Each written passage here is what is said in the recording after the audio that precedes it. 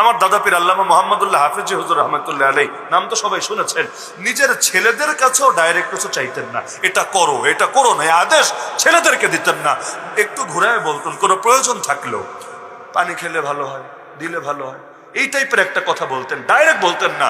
তো মাঝে মাঝে বাচ্চারা বুঝতো, মাঝে মাঝে বুঝতো না, এটা তো ইঙ্গিতের বাক্য সবসময় বোঝা যায় না।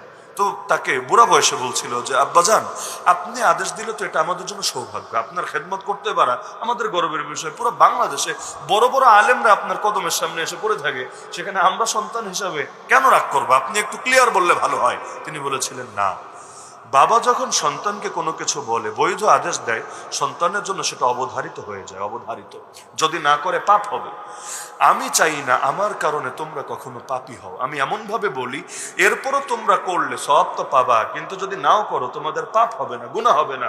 ডাইরেক্ট যদি আদেশ দেয় না করো তোমাদের গুনাহ হবে, মানে এটা এমন একটা ব্যাপার, এত দূরদর্শী চিন্তা আমাদের মাথায়ও আসবে না, কিন্তু আল্লাহর বান্দারা এভাবে আমল চালিয়ে গিয়েছেন। তাহলে এই কারণে হালালের দিকে তবলিগরা বলতো যে বিকালে যখন গাছতে বের হবেন কোনো দিকে তাকাবেন না, হারামে তো তাকাবেন না, তাকাবেনই না, হালালের দিকেও তাকাবেন না। ব্যাখ্যা বুঝতাম না, পরে সৌদি আরব থেকে একটা জামাত এসেছিল বাংলাদেশে, আমি তখন উত্তরায় পড়ি।